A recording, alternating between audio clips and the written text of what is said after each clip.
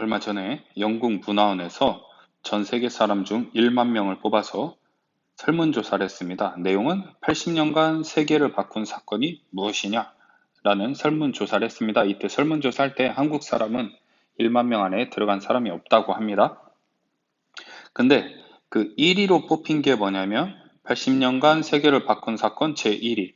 1위는 뭐냐? 1위는 여러분들도 거의 매일 사용하고 있는 월드 와이드 웹입니다. WWW라고 하는 월드 와이드 웹인데요. 이 월드 와이드 웹은 원래 처음에 과학자들이 자료를 공유하기 위해서 만든 거죠. 선이라고 하는 스위스의 입자 가속기 실험 연구소에서 만든 겁니다. 근데 그게 지금은 전 세계의 모든 사람들이 사용하고 있고, 그러면 2위는 뭘까요? 2위. 80년간 세계를 바꾼 사건 2위. 2위는 뭐냐면 2위는 페니실린이에요. 페니실린. 페니실린은 뭐예요? 페니실린은 항생제예요. 항생제. 세균을 죽이는 약입니다. 그래서 이 페니실린이 개발되면서 수많은 사람들이 생명을 찾게 되었다는, 생명을 살릴 수 있었다는 그 약인데요. 그래서 얼핏 보면 1위하고 2위하고 1위는 우리가 누구나 잘 알고 너무나 활용을 잘 하고 있는 건데 2위는 잘 모를 수도 있잖아요. 1위에 비하면. 그럼에도 불구하고 페니실린이 개발이 지난 80년간 세계를 바꾼 사건 2위에 올라가 있습니다. 뭐 그 뒤에 순위를 보면 히로시마 원자폭탄 터진 사건도 있고요. 그런 것도 있는데 그런 것보다도 얘네들이 1, 2위를 차지했다. 그 중에서 페니실린, 항생제. 페니실린은 그럼 뭐냐? 페니실린은 항생제인데 1855년에 파스테르라는 사람이 세균의 존재를 처음 알게 되었습니다. 파스테르가. 그러고 나서 1928년에 플레밍이 푸른 곰팡이에서 페니실린을 추출해내죠. 그래서 이 페니실린을 가지고 항생제 만들었습니다. 푸른 곰팡이에서 항생제인 페니실린을 만들었습니다. 그러고 나서 1940년에 하워드 플로리랑 언스트 카인이라는 사람이 이 페니실린이 진짜 효과가 있는지 없는지 실험을 했는데 효과가 있다라는 것을 입증을 해냈습니다. 그 결과 3년 뒤 1943년에 페니실린을 대량으로 생산하게 되죠. 그러고 나서 1945년에 이 세 명, 플레밍과 플로리, 카인 이 세 명은 노벨 생리의학상을 수상하게 됩니다. 물론 항생제를 이 플레밍만 발명을 한 건 아니에요. 플레밍만 페니실린이라는 항생제를 발명을 한 건 아니고 비슷한 시기에 도마크라는 사람, 이 사람도 항생제 연구를 해서 본인의 딸이 파상풍에 걸렸는데 팔을 자르자고 얘기를 했었대요. 병원에서는. 근데 자기가 개발한 항생제를 먹였대요. 그 결과 치료가 되었다는 그런 자신의 딸에게 직접 임상 실험을 한 거죠. 그래서 한간에는 이 도마크가 먼저냐 아니면 플레밍의 페니실린이 먼저냐 이런 싸움도 있는데 일단은 학계에서는 플레밍의 페니실린이 최초의 항생제를 만들었다라고 보고 있습니다. 근데 이렇게 노벨상도 받고 페니실린 만들어서 노벨상도 받은 이 플레밍이 부작용에 대해서 경고를 했어요. 만들면서 또는 효과가 입증이 되면서 부작용에 대해서 경고를 했는데 그 부작용이 뭐냐면 항생제 내성균입니다. 항생제 내성균. 네, 내성이라는 말은 잘 알고 있죠. 이게 뭐냐면 질병의 원인균을 죽이기 위해서 항생제를 먹습니다. 그러면 그 원인균이 죽게 되겠죠. 근데 중간에 항생제를 먹지 않아서 살아남았어. 세균이나 바이러스는 아니죠. 세균이 살아남았습니다. 세균이 살아남았는데 그 살아남은 세균이 이제 이 항생제를 이기는 거죠, 반대로. 그러니까 백신의 반대작용이라고 생각하면 되겠네요. 백신은 바이러스를 이기게끔, 대처하게끔 만들어지는 건데, 이 반대로 항생제에 이겨서 살아남은 세균이 슈퍼박테리아가 되는 거예요. 혹은 슈퍼바이러스. 이렇게 내성균이 생기는 거죠. 그렇죠? 근데 이제 항생제는 세균하고 관련된 거니까 이 중에서 이제 내성균이 생기는 거고, 바이러스라면 내성 바이러스로 변형이 되는 건데, 이거를 항생제를 만든 페니실린이 이미 경고를 하고 있었어요. 그래서 항생제를 만약에 병원에서 처방을 받았다 그러면 의사가 얘기한 대로 몸이 아프지 않더라도 먹으라고 한 날까지는 꾸준히 먹어줘야 된다라는 거죠. 안 그러면 거기서 살아남은 세균이 항생제를 이기고, 그럼 그 다음부터는 항생제가 들질 않는 거죠. 병이 낫질 않는 그런 사태가 벌어지게 됩니다. 근데 항생제보다 우리는 뭐가 더 친숙하냐면 무항생제가 훨씬 더 친숙합니다. 그죠? 이거 봐도 항생제인지 모르지만 이거 보면 아, 이 식품은 무항생제 식품이구나 라는 걸 알고 있어요. 무항생제 식품이라는 건 이 안에 항생제가 들어가 있지 않다라는 말이 아니고, 가장 많이 볼 수 있는 게 계란이죠, 계란. 무항생제 1등급란 뭐 이렇게 표시가 되어 있습니다. 그 얘기는 뭐예요? 그 얘기는 어, 이, 이 알을 낳는 닭이 있는데 이 닭한테 원래는 닭이 요만해가지고 알을 낳습니다. 근데 여기에다가 항생제를 투입을 하게 되면은 효과가 두 가지가 있죠. 첫 번째는 뭐냐면 세균이 죽어요. 그러니까 병에 걸리지 않는 거예요. 닭이. 그런데 두 번째는 뭐냐면 닭이 성장을 잘하게 됩니다. 성장. 더 잘 커요. 근데 이게 닭뿐만이 아니고 뭐 소나 돼지도 마찬가지예요.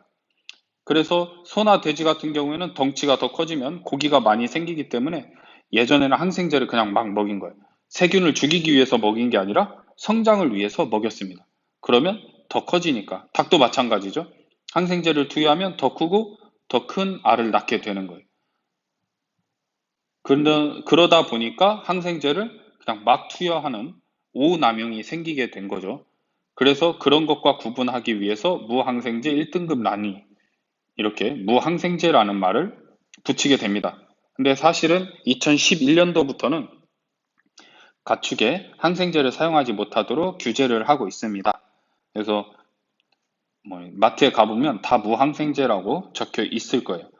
그러면 사실은 이거 좋은 점 아니냐, 세균도 죽이고 성장도 시키면 좋은 거 아니냐라고 생각할 수 있는데, 문제는 뭐냐면 이렇게 항생제를 먹인 소나 돼지나 닭이 있는데 얘네들 자체에서도 뭐가 생기냐면 내성균이 생기는 거예요.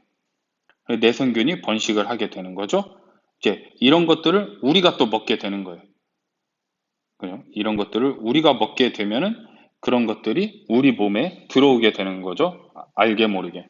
그러면 우리 몸에 이상이 생길 수도 있다. 그 다음에 나는 항생제를 먹지 않았는데 이 항생제 성분이 남아서 우리 몸까지 또 들어올 수도 있다라는 거예요. 그런 문제점이 생기죠. 나도 모르게 항생제 내성균이 발발하게 될 수 있다라는 겁니다. 실제로 그런 일이 있냐?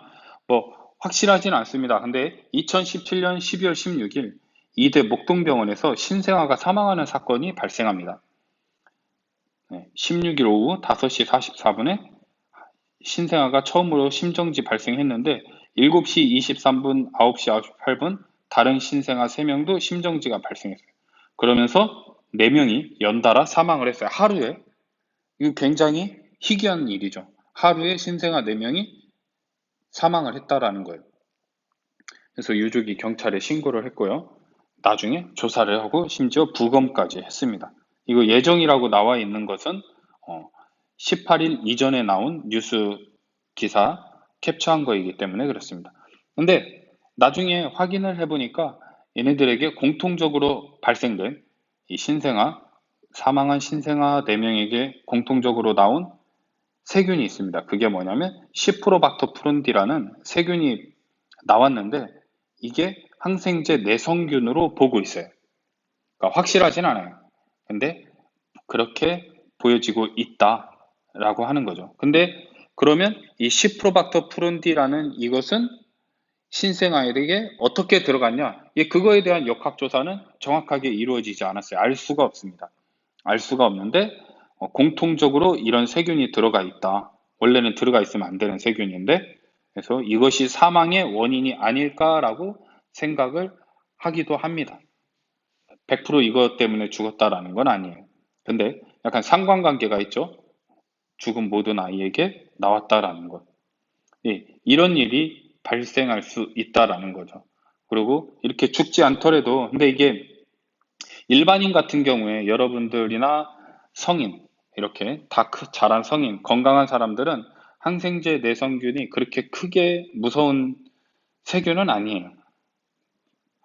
그게 들어오더라도 이겨낼 힘이 있지만 이렇게 신생아나 노약자한테는 항생제 내성균이 사망으로까지 가게 할 수 있는 위험한 세균이다라는 거죠.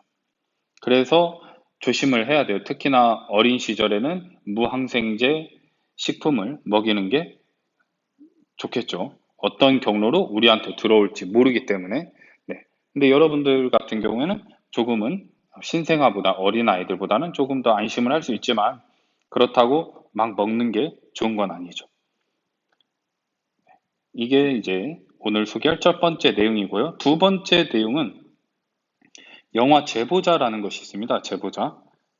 네. 대한민국을 뒤흔든 줄기세포 조작 스캔들 하고 나왔네요.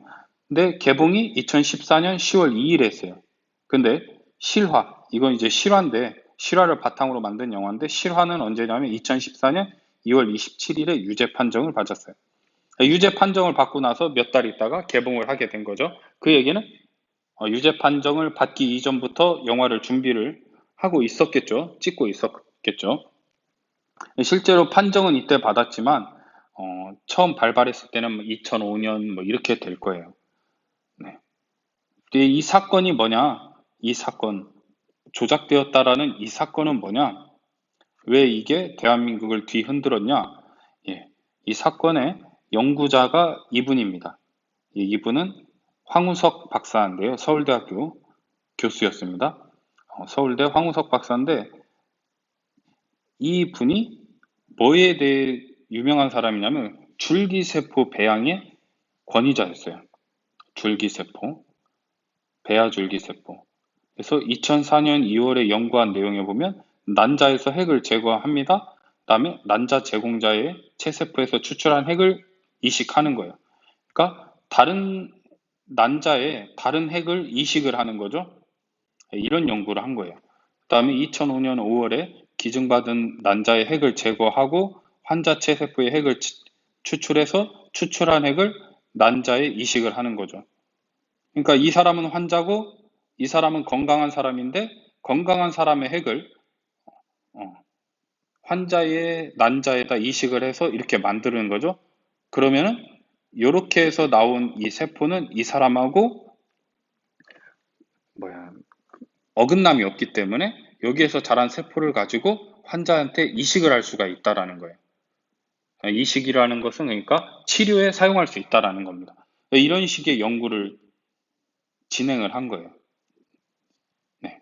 그렇게 하면은 나중에 뭐 이런 뇌질환, 당뇨, 심장병 아니면 뭐 골수 이식, 그러니까 우리가 보통 막 이식 수술 많이 하는데 그런 이식 수술에 사용될 수 있게끔 만든다라는 거예요. 요즘도 어, 아이가 출산을 하게 되면 그 아이의 줄기세포 출산할 때 나오거든요. 그거를 보관을 할 거냐 안 할 거냐라는 그런 선택을 하게끔 해줘요. 돈을 내고 보관을 할 수 있게끔. 그럼 나중에 만약에 출산한 아이가 불치병에 걸렸을 때 그 줄기세포 가지고 고칠 수 있는 기술이 발달하지 않겠느냐라는 약간 기대감에 보관을 쭉 해주는 그런 상품도 있습니다. 근데 이게 연구가 되면은 그럴 필요가 없었던 거죠. 그런 연구를 했던 거예요. 근데 문제는 뭐냐? 이렇게 연구를 해서 논문도 냈습니다. 사이언스지에 기재도 되고 이게 논문에 나왔던 사진인데 이 사진 자체가 조작됐다라는 거예요. 조작. 가짜다. 그래서 이 사진을 조작한 연구원이 공개를 한 거죠. 이거는 가짜다. 심지어는 줄기세포를 하나도 만들지 못했다. 그 얘기는 이제 뭐 핵 이식을 성공하지 못했다라고 해도 되겠죠.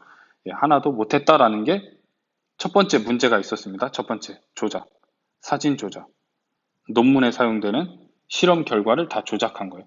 두 번째는 뭐냐면 황우석 신화의 난자 의혹입니다. 그러니까 이 난자가 아까 난자에다 이식을 해야 되는데 예, 난자를 어디서 가지고 올 수 없으니까 기증을 받아야 돼요. 기증. 근데 이 기증 받는 문제에 뭐가 생기냐면 윤리적인 문제가 생깁니다. 이 윤리적인 문제에 어긋나냐 어긋나지 않냐 그때 당시에는 이제 어긋나지 않다 본인은 이렇게 얘기를 했는데 나중에 보니까 강제로 기증이 아니라 뭐 연구원들 여성 연구원에게 강제로 내놓으라고 했다라든가